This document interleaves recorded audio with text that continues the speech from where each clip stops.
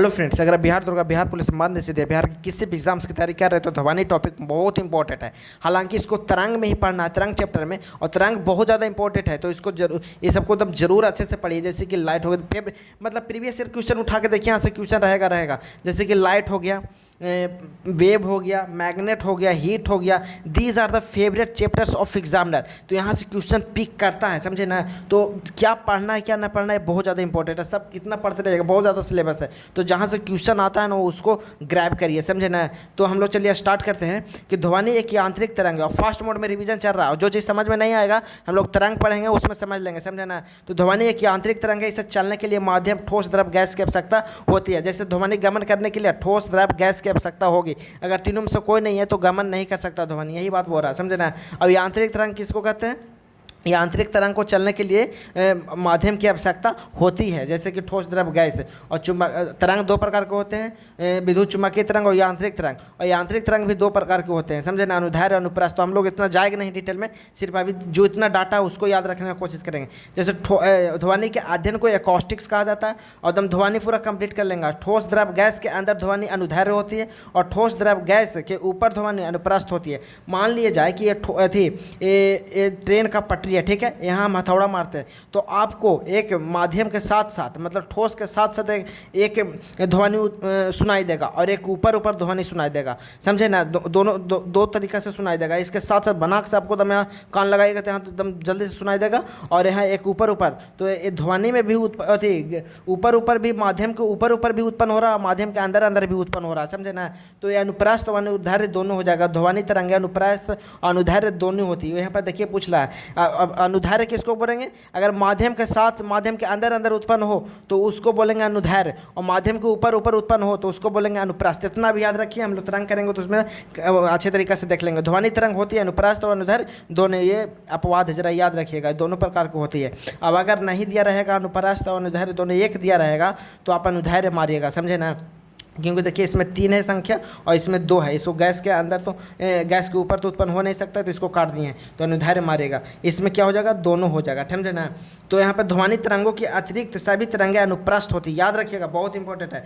ध्वनि की चाल को V0 से डिनोट करते हैं और जिसका ध्वनिक चाल कितना होता है? 332 मीटर प्रति सेकंड होता है। ध्वनि की चाल ठोस में सबसे ज़्यादा होगा, उस ये देखिए पूछा हुआ है। और ऐसे नहीं पूछता है, मतलब कि यहाँ पे कंसेप्ट तैयार करिएगा तब ना। जैसे ध्वनि की चाल ठोस में सबसे ज़्यादा होगा, द्रव में उससे कम होगा और गैस में सबसे कम होगा, समझे ना। तो ध्वनि की चाल सबसे ज़्यादा ठोस में होता है, निर्वात में 0। अगर ठोस द्रव गैस नहीं हो तो निर्वात में 0 हो जाएगा, ध्वनि की चाल गमन नहीं करेगी, ठीक ना, ध्वनि की चाल 0 हो जाएगा। तो आवृत्ति के आधार पर ध्वनि को 3 भागों में बांटते हैं, श्राव्य तरंग या श्राव्य ध्वनि तरंग बोलिए, आप श्राव्य ध्वनि तरंग बोलिए या प्रश्राव्य ध्वनि तरंग बोलिए, या सिर्फ तरंग बोलिए, श्राव्य तरंग या आप श्राव्य तरंग या पराश्राव्य तरंग, ठीक है। जो ध्वनि 20 हर्ट्ज से 20,000 हर्ट्ज के बीच की आवृत्ति उत्पन्न कर रहा है उसको श्राव्य तरंग बोलेंगे, श्राव्य। तो हम लोग समझ रहे हैं कि ध्वनि यहाँ पे देख रहे हैं ना, आवृत्ति के आधार पर ध्वनि को 3 भाग में बांटते हैं। तो श्राव्य तरंग किसको बोलेंगे? जो ध्वनि 20 हर्ट्ज से 20,000 हर्ट्ज के बीच अगर आवृत्ति उत्पन्न कर रहा है तो उसको श्राव्य ध्वनि तरंग बोलेंगे या श्राव्य तरंग बोलेंगे, ठीक है। और जो ध्वनि 20 हर्ट्ज से कम आवृत्ति, आवृत्ति मतलब समझिए, आवृत्ति किसको बोलेंगे? मान लीजिए देखिए 1 सेकेंड में जितना ज़्यादा कंपन होगा ना उसका, अगर कोई ध्वनि 1 सेकंड में जितना ज़्यादा कंपन कराएगा ना उसका आवृत्ति उतना ज़्यादा होता है। अब एक ही बात रखिए कि जितना ज़्यादा पतला आवाज़ होगा ना उसका आवृत्ति उतना ज़्यादा होगा, समझे ना। इतना याद रखिए बस। यहाँ पे आवृत्ति को यहाँ पे थोड़ा सा पहले देख लेते तो समझेंगे। आवृत्ति कार्य के बार बार दोहराने जाने की दर को, जैसे 1 सेकंड में 50 बार कंपन करा दिए और 1 सेकंड में 60 बार कंपन करा दिए तो 60 बार हुआ ना तो इसका ज़्यादा आवृत्ति हुआ। कोई ध्वनि है जो 50 बार कंपन करा रहा है 1 सेकंड में, और कोई ध्वनि है जो 60 बार कंपन करा रहा है, देखिए कंपन हो रहा है 60 बार, तो उसका आवृत्ति क्या हो गया? ज़्यादा हो गया। वही बात बोल रहा है, आवृत्ति का मात्रक हर्ट्ज होता है। तो वही बोल रहा है आवृत्ति के आधार पर ध्वनि को 3 भागों में बांटते हैं। जो ध्वनि 20 हर्ट्ज से 20,000 हर्ट्ज के बीच ध्वनि उत्पन्न कर रहा है, 20 हर्ट्ज से 20,000 हर्ट्ज के बीच आवृत्ति उत्पन्न कर रहा है जो ध्वनि, उसको श्राव्य बोलेंगे। और जो 20 हर्ट्ज से कम आवृत्ति उत्पन्न कर रहा है उसको आप श्राव्य तरंग बोलेंगे। ध्वनि के आधार पर बांटा हुआ है, समझे ना। जो ध्वनि जैसा आवृत्ति उत्पन्न करेगा वैसा नाम दिया हुआ है, समझे।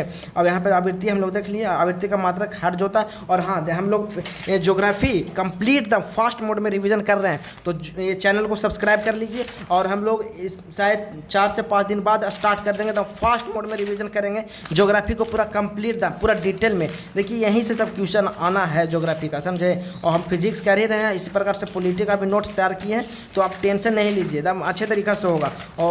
और कोई भी दिक्कत के बाद में फास्ट मोड में रिवीजन करेंगे, लेकिन एग्ज़ाम्स के समय ही रिवीजन करना बहुत ज़्यादा इंपॉर्टेंट हो जाता है। अगर आप रिवीजन नहीं करते हैं तो आप वहाँ जाके डिलीवर नहीं कर पाइएगा। तो अच्छे तरीक़े से हम लोग फास्ट मोड में रिवीजन करेंगे, समझे ना।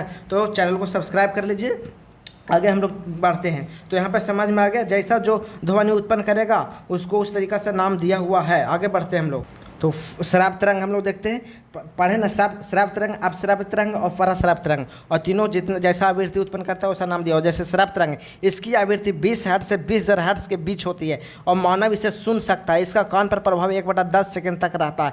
अगर ये जो 20 हर्ट्ज से है 20,000 हर्ट्ज के बीच उत्पन्न होती है आवृत्ति, मानव इसे सुन सकता है। इसका कान पर प्रभाव 1/10 सेकंड तक रहता है। इसको डाटा याद रखिएगा, पूछता है एग्जाम्स में। अब श्राव्य तरंग किसको कहते हैं? इसकी आवृत्ति 20 हर्ट्ज से कम होती है, जिस कारण से मानव को सुनाई नहीं देता, किंतु कुत्ता बिल्ली जैसे जानवर सुन सकते हैं। अब श्राव्य तरंग बड़े ध्वनि स्रोतों या वस्तुओं द्वारा उत्पन्न होता है, समझे ना।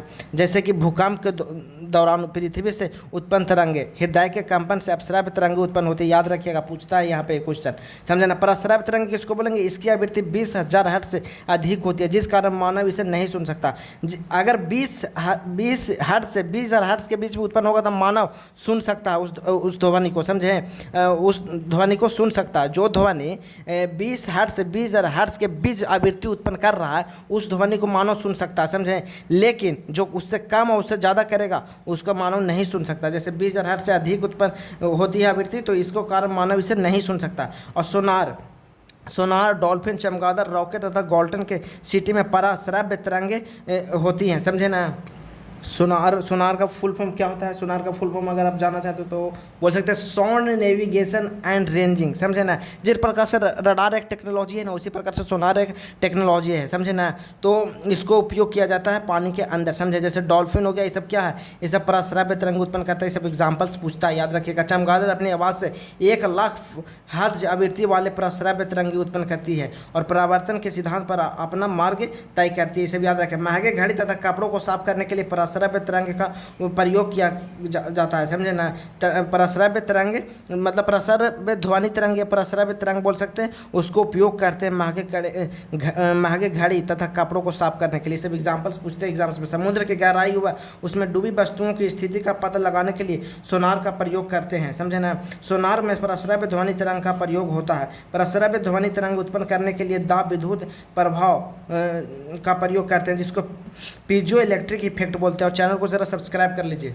और सब बहुत इंपॉर्टेंट डेटा है, इसको याद रखिए। अगर हम लोग ख़त्म करने की कोशिश तो कर रहे हैं, अगर हो जाएगा तो ठीक है। जो भी कुछ 100 क्वेश्चन हम निकाल के लाएंगे तो उसको जरूर पक्का करवाएंगे अगले सेशन में, समझे ना। तो सेशन मिस मत करिएगा। देखिए क्वेश्चन यहीं से आने वाला। कृषि में कीटों को नष्ट करने के लिए इसका प्रयोग किया जाता है। पराश्राव्य ध्वनि तरंग का प्रयोग किया जाता है, सब एग्जाम से पूछता है। चिकित्सा में पराश्राव्य ध्वनि तरंग का प्रयोग करते हैं, जैसे कि ECG इलेक्ट्रोकार्डियोग्राफी होता है, इसमें इसका उपयोग किया जाता है पराश्राव्य ध्वनि तरंग को। जैसे कि अल्ट्रासाउंड होता है तो पराश्राव्य ध्वनि तरंग का उपयोग होता है, समझे ना। और इसका पराश्राव्य ध्वनि तरंग का उपयोग होता है। जैसे कि भ्रूण की जांच हो गया, पथरी हो गया, ट्यूमर में पराश्राव्य ध्वनि तरंगों का प्रयोग करके चेक करते हैं, पता लगाते हैं। ध्वनि चाल के आधार पर ध्वनि का विभाजन। ध्वनि की चाल 332 मीटर प्रति सेकंड होती है। इसकी खोज लाप्लास ने किया था। ध्वनि की चाल को V0 से डिनोट करते हैं और वास्तु की चाल को V से डिनोट करते हैं। तो अगर यहाँ पर ये समझिए, अगर ध्वनि की चाल के बराबर किसी वस्तु की चाल है तो उसको साफ सोनी कहेंगे। इसको इधर मत ध्यान दीजिए, समझे ना। अगर किसी वस्तु की चाल ध्वनि की चाल के बराबर है, ध्वनि की चाल के से कम है तो उसको सब सोनी कहेंगे, ठीक है। अगर किसी वस्तु की चाल ध्वनि की चाल से अधिक है तो उसको सुपर सोनी कहेंगे। अगर किसी वस्तु की चाल ध्वनि की चाल से 5 गुना से भी अधिक है तो उसको हाइपर सोनी कहेंगे। याद रखिएगा, इसको हम नीचे डिटेल में लिख दिए हैं, तो आपको अगर समझ में नहीं आया तो। जैसे कि सब सोनिक, इस एग्जाम्स में सब आते हैं, पूछा हुआ था, देखिए पूछा हुआ क्वेश्चन है, समझे ना। सब सोनिक, जब किसी वस्तु की चाल ध्वनि की चाल से कम होती है तो उसे सब सोनिक कहेंगे। जैसे वायुयान, हेलीकॉप्टर तथा सब सोनिक मिसाइल वगैरह होते हैं, भूमि पर चलने वाली सभी वस्तुएं सब सोनिक होती हैं, सब सोनिक होती है। जैसे हम 332 मीटर प्रति सेकंड ना बोल के सिर्फ ध्वनि की चाल बोल दे रहे हैं, ठीक है। ध्वनि की चाल मतलब कि 332 मीटर प्रति सेकंड से कम भी जिसका चाल है उसको क्या बोलेंगे, सब सोनिक बोलेंगे। कहने का मतलब तो यही है। तो जैसे कि सुपरसोनिक, इसको जब किसी वस्तु के चाल ध्वनि की चाल से अधिक हो तो उसे सुपरसोनिक कहते हैं। लड़ाकू विमान तथा मिसाइल की चाल सुपरसोनिक होती है, समझे। हाइपरसोनिक, जब किसी वस्तु की चाल ध्वनि की चाल का 5 गुना से भी अधिक हो तो उसे हाइपरसोनिक कहते हैं। और हाइपरसोनिक होते हैं और सुपरसोनिक होते हैं जब प्रघातित मतलब कि अति यूज क्या बोलते हैं उसको, अगर ये सुपरसोनिक और हाइपरसोनिक होते हैं ना, जो प्रघातित तरंग उत्पन्न करते हैं, उसको हम लोग अगले सेशन में देख लेंगे, लेकिन करेंगे जरूर, ठीक है ना। तो सेशन को जब सब डेटा याद रखिए, 2-3 बार कम से कम इसको पढ़िए।